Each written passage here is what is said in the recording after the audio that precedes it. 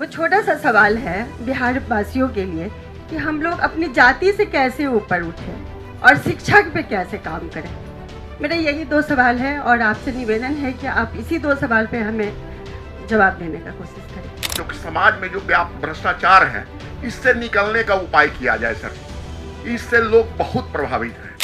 तो बिहार में राजनीतिक लड़ाई तो लड़ी जाएगी, लड़ी जा रही है, उसमें कोई दिक्कत नहीं है। विचार मंच इसलिए बनाया गया है कि ऐसे लोग जो इस विचार को देखें, समझें, परखें और फिर अगर ठीक लगे तो इससे जुड़ें, इस बात को आगे बढ़ाएं। क्यों गांधी और अंबेडकर एक साथ आने चाहिए? सिर्फ वो दल के झंडे पर गांधी और अंबेडकर हैं, अच्छा दलित वोट लेने के लिए अंबेडकर जोड़ दिए, ऐसी बात नहीं है। विचार के आधार पर क्यों गांधी और अंबेडकर को साथ आने की ज़रूरत है या इस दो विचारधारा के मानने वालों को साथ आने की ज़रूरत है, ये ऐसे लोग जो इसको समझें, इस पर चर्चा करें, टिप्पणी करें, उसका क्रिटिसिज्म करें। अगर सब सेटिस्फेक्शन हो तो बात को आगे बढ़ाएं।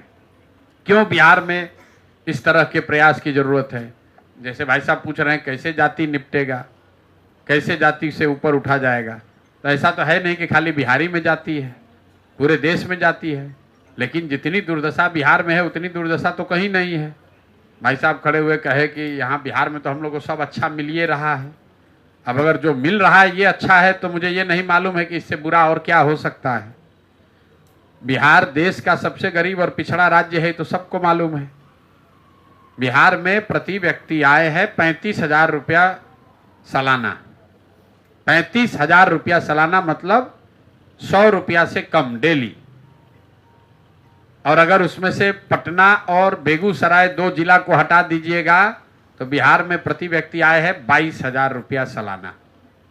मतलब 60-70 रुपया भी लोग यहाँ डेली नहीं कमाते हैं, ज़्यादातर लोग। आप कह रहे हैं कि बड़ा अच्छा व्यवस्था है। अगर बिहार अलग से देश होता तो दुनिया के सबसे गरीब 5 देशों में बिहार की गणना होती। बिहार आबादी के हिसाब से जापान के बराबर है। 13 करोड़ आबादी है करीब करीब जापान की और 13 ही करोड़ आबादी है बिहार की। जापान की इकोनॉमी है 5 ट्रिलियन की और बिहार की आबादी 0.5 ट्रिलियन भी नहीं है, मतलब यहाँ से 10 गुना ज़्यादा बड़ा है। तो अगर आपको ये लग रहा है कि बिहार में जो है वो बड़ा अच्छा है तब तो कोई दिक्कत ही नहीं है।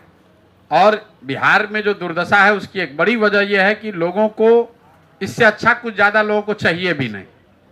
अब रोड बन गया है मैरीन ड्राइव, लोग इसी में कह रहे हैं बाप रे बाप इतना बढ़िया रोड बन गया है, अब इससे बढ़िया पटना क्या होगा।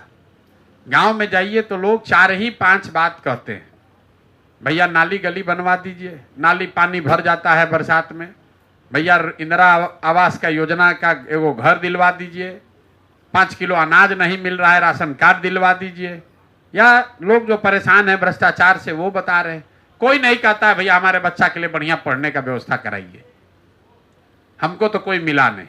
लोग ये कहते हैं कि पढ़ाई नहीं है, लेकिन हमको कोई नहीं मिला जो कहते हैं भैया हमारा बच्चा भी यहाँ अंग्रेजी में बढ़िया पढ़े, ऐसी व्यवस्था होनी चाहिए।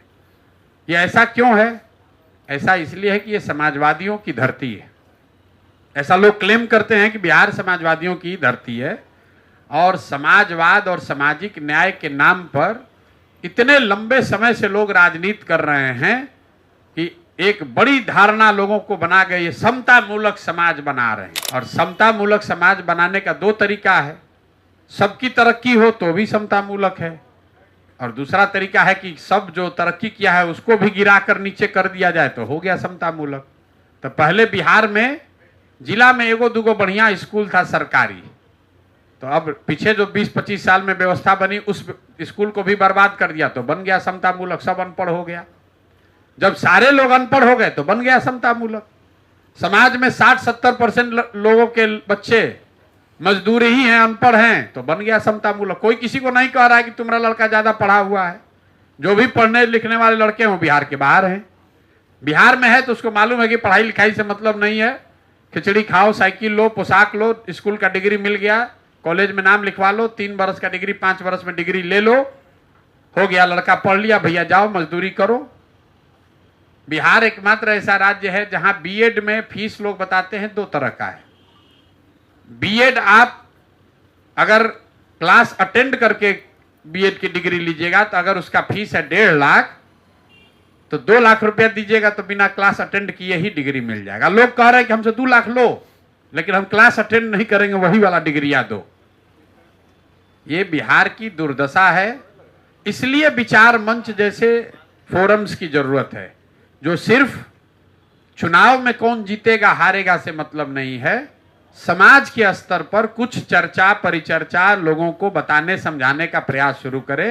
क्योंकि हम लोग का ऐसा मानना है कि समाज से राजनीति है, राजनीति से समाज नहीं है। अगर समाज में जाति है तो राजनीति में जाति होगी, अगर समाज में भ्रष्टाचार है तो राजनीति में भ्रष्टाचार होगा। आप कह रहे हैं भ्रष्टाचार से निपटारा कीजिए। हम हर गांव में जाकर हमने कहा है कि गांव में जो सबसे पहले हल्ला करता है, भैया बहुत मुखिया चोरी कर रहा है। अरे भाई 500 रुपया लेकर मुखिया जी को वोट दिए हो, 500 रुपया लेकर मुखिया जी को वोट दिए हो तो मुखिया चोरी नहीं करेगा तो गेहूं बेच के रुपया लाएगा। तो जो आदमी पैसे के नाम पर वोट दे रहा है वो सबसे पहले कह रहा है कि भैया बड़ा देश में, बड़ा बिहार में भ्रष्टाचार है।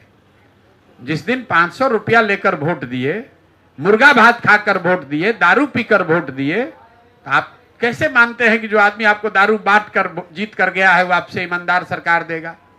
आप कह रहे हैं कैसे सुधरेगा? तब सुधरेगा जब आप ईमानदार आदमी को वोट दीजिएगा। तुरंत लोग कहता भैया कोई ईमानदार है ये नहीं है, कैसे ईमानदार को वोट दें, विकल्प नहीं है। अभी तरारी में चुनाव हुआ, उपचुनाव हुआ, यहां बिहार में आदमी क्या कहता है, भैया विकल्प नहीं था। अब आप आ गए हैं ना, देखिए ना कैसे एकदम अच्छा आदमी खड़ा कीजिए। तरारी में हम लोगों ने सेना के वाइस चीफ, बिहार से सिर्फ 2 ही लोग, जी 78 साल में 2 ही लोग ऐसे हैं जो सेना में वाइस चीफ के पोस्ट पर पहुंचे। चीफ तो कोई बना ही नहीं है। उस 2 में एक लड़का एसके सिंह तरारी का है। उस व्यक्ति को मनाकर समझाकर लाया गया कि भाई लड़ो चुनाव, कम से कम तरारी का उद्धार करो। तरारी की जनता ने, तरारी का छोड़िए, सबसे पहले उसके गांव करत में लोगों ने उस आदमी का विरोध किया। क्या है तो क्या है, तो फालतू है, इन क्या चलेगा। लोग वोट किसको दिया है? वहां का सबसे बड़ा बालू माफिया, क्रिमिनल, मर्डरर को वोट दिया है। अब फिर आप सोचते हैं कि भ्रष्टाचार ठीक होगा? कैसे होगा भ्रष्टाचार ठीक? कोई अच्छा आदमी खड़ा होता है, आदमी बिहार में कहता है बिहार में ना चलेंगे, ये बिहार में ना चलियन। हमको कैसे कह रहे थे, प्रशांत किशोर कर रहे हैं प्रयास, कुछ होगा नहीं। लोग कहता अपने दुकान में घर में बैठ के, हाँ प्रयास तो कर रहे हैं, बात बढ़िया बोल रहे हैं, लेकिन बिहार में कुछ होगा नहीं। उसको लग रहा है कि बहुत बड़ा ज्ञान दे रहा है हमको। अरे भाई कुछ नहीं होगा तो प्रशांत किशोर का क्या बिगड़ जाएगा? अगर कुछ नहीं होगा और हम जन सुराज को बंद कर दें तो प्रशांत किशोर को 100-200 करोड़ रुपया का जो खर्चा हो रहा है वो खर्चा नहीं होगा। हम आराम से रहेंगे, प्राइवेट प्लेन में चलेंगे, ठंडा में नहीं मरेंगे। मरेगा कौन? जो यहां पर रह रहा है। हमारा लड़का थोड़े ना पढ़ रहा है यहाँ भी सरकारी स्कूल में, हमारा लड़का तो देश के सबसे अच्छा स्कूल में पढ़ रहा है। लेकिन जिसका लड़का, जिसको पढ़ने का ठिकाना नहीं, वो बैठ के कमेंट्री कर रहा है ना होगा कुछ। अरे ना होगा कुछ तो तुम ही ना भोगोगे भाई। कई बार आप लोग कहते हैं कि भाई कैसे वोट दें, तो वोटे बर्बाद हो जाएगा, न जीतेगा, विकल्प नहीं था। कोई ऐसा चुनाव नहीं जहां आपके पास विकल्प नहीं है। हर चुनाव में कहीं ना कहीं विकल्प आपके पास था, लेकिन आपको लगता है कि तो जितबे नहीं करेगा, इसको काहे वोट दें। अरे भाई कोई अच्छा आदमी जब चुनाव हारता है, कोई अच्छा आदमी खड़ा हुआ और वो चुनाव हारा, तो उसका जो हुआ सो हुआ। 100 सैकड़ों लोगों का मनोबल टूटा कि कहता है ना भाई राजनीति अच्छे लोगों के लिए नहीं है, हम जाएंगे तो हमको भी वोट नहीं मिलेगा। लोग कहता है वो प्रोफेसर साहब खड़ा हुए थे ना, 300 वोट मिला था। इसी पर लोग टीका टिप्पणी करता है। इसीलिए विचार मंच की जरूरत है कि भाई ऐसे लोगों को बताइए, समझाइए कि वोट अगर अच्छे व्यक्ति को नहीं दोगे तो भला नहीं हो सकता है। चाहे प्रशांत किशोर को दीजिए कि लालू यादव को दीजिए, अगर जन सुराज से भी कोई गलत खड़ा हुआ, वो जीत कर आएगा तो आपके बच्चों का भला नहीं करेगा। बालू माफिया को वोट दीजिएगा और फिर कहिएगा कि भ्रष्टाचार खत्म होना चाहिए। शराब माफिया को वोट दीजिएगा, फिर कहिएगा कि बिहार में व्यवस्था काहे नहीं सुधर रहा है। जो मर्डरर है उसको आप वोट देते हैं, फिर उसके बाद आप कहते हैं भैया बिहार में पढ़ाई और रोजगार नहीं हो रहा है, कैसे सुधरेगा? प्रयास आप कीजिए या हम करें, प्रयास आज हो या 10 बरस के बाद हो, करना किसी न किसी बिहार के व्यक्ति को ही पड़ेगा। और सोचिएगा कि एकदम बढ़िया रिजल्ट पहले दिख जाए तब चलेंगे, तो हो नहीं सकता है। जब आप पढ़ाई करना शुरू करते हैं तो कोई गारंटी नहीं कर सकता कि जब आईएएस बनेंगे तभी पढ़ना शुरू करेंगे। आप पढ़ना शुरू कीजिए, अपने आप आगे रास्ता दिखेगा। जन सुराज में जुड़िए, प्रयास कीजिए, समाज को जगाइए, समझाइए। जिसको वोट देना है दे, लेकिन इतना जरूर बताइए कि भाई गलत आदमी को वोट मत दो।